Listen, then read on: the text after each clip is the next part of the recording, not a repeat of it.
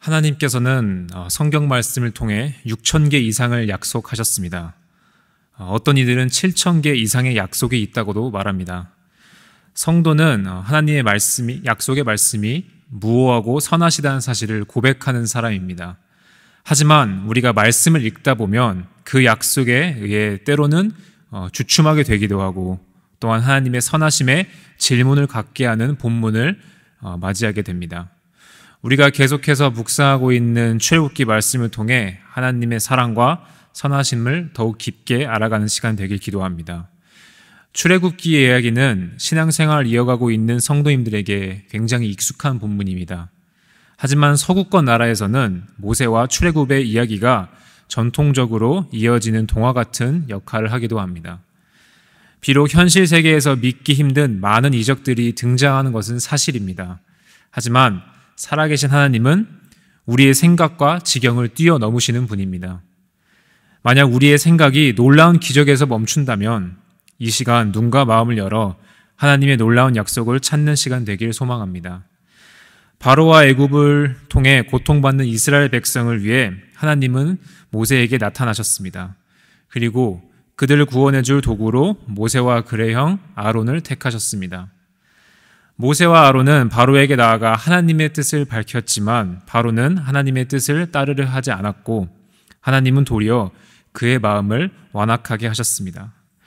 6번의 재앙에도 바로는 그의 마음을 하나님께 돌이키지 않았고 회개하지 않았습니다.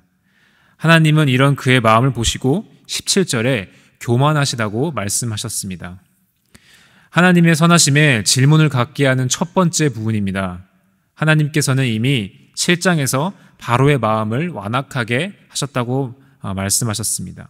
그런데 재앙을 통해 바로와 애굽을 벌하시는 모습은 이런 모습과 상반되고 하나님의 선하심과 거리가 멀어 보입니다. 여기서 중요한 것은 바로가 가지고 있던 본연의 마음입니다. 출애굽기 1장에서부터 바로는 이미 이스라엘 백성을 향한 몰살을 계획했습니다. 남자아이들을 죽이려고 했고, 더 나아가 고된 노동으로 그들을 착취했습니다. 하지만 하나님께서는 모세를 통해 무엇을 전하기 원하셨습니까? 이스라엘 백성뿐만 아니라 애굽의 모든 사람이 여호와가 참된 하나님이란 사실을 알기 원하셨습니다. 비록 우리가 하나님 앞에 그릇된 마음을 가졌더라도 회개하고 돌아서면 하나님께서는 용서하고 사랑으로 채워주실 것을 약속하셨습니다. 하나님은 우리를 너무나도 사랑하셔서 우리가 하나님을 완곡히 거부하는 모습까지 존중하십니다. 자녀를 진심으로 사랑하는 부모는 강압적인 순종을 원하지 않습니다. 자녀가 스스로 깨닫길 기다리며 묵묵히 그리고 끊임없이 사랑합니다. 우리는 허락된 시간 안에 살고 돌이킬 수 없는 순간이 오고 있음을 기억해야 합니다. 그 마지막에 하나님은 우리를 너무나 사랑한 나머지 우리가 원하는 대로 살도록 선택권을 허락하십니다.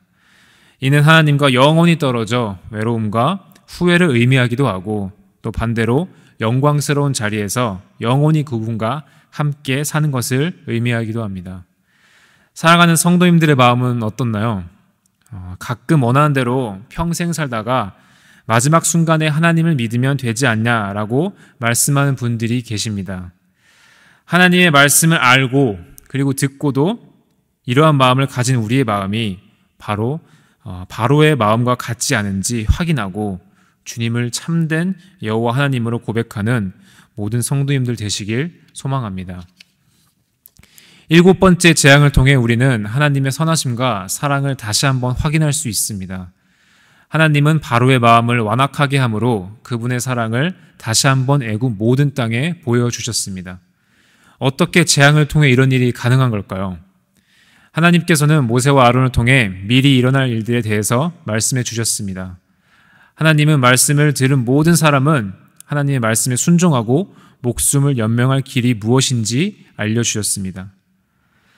우레소리와 우박과 불을 피할 길을 미리 보여주셨습니다. 피하기만 하면 충분히 살 수 있었습니다. 그리고 몇몇 바로의 신하는 실제로 하나님의 말씀에 순종했습니다. 함께 20절을 읽도록 하겠습니다. 바로의 신하 중에 여호와의 말씀을 두려워하는 자들은 그 종들과 가축을 집으로 피하여 들였으나, 상상할 수 없는 재앙이 삶 가운데 몰아쳐도 하나님께서는 우리에게 피할 길과 감당할 수 있는 힘을 주십니다. 그리고 그 사랑은 우리에게 머물러 있는 것이 아니라 모든 사람들에게 펼쳐져 있습니다. 사랑하는 금광의 모든 성도 여러분, 현재 우리의 마음이 내 자신을 향하고 있는지 아니면 하나님을 향하고 있는지 돌아봐야 합니다. 모세는 하나님의 말씀을 들었지만 바로는 모세를 통한 하나님의 말씀을 들으려고 하지도 않았습니다. 어찌 보면 이 모습이 우리 현실과도 비슷해 보입니다.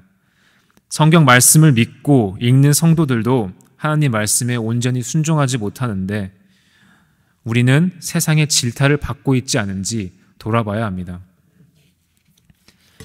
우리는 경건하고 선하심을 하나님과 성경을 통해 찾으려고 합니다. 그러면 믿지 않는 수많은 사람들은 어디에서 찾을까요? 예전에는 교회 다니는 사람들에게 찾으려고 했습니다. 하지만 요즘은 많이 다르지 않나요? F.B. 마이어는 성경을 통해 하나님의 선하심과 신실하심을 찾지 않는 이들은 성도인 우리를 통해 찾으려고 한다라고 말했습니다. 계속해서 하나님께서 내리신 재앙을 묵상할 때 하나님의 사랑이 나의 삶을 변화시킨다는 사실을 믿길 소망합니다. 바로 그때 하나님 만나기 원하지 않고 부정하는 우리의 이웃의 마음이 변화되리라 믿습니다. 함께 기도하겠습니다.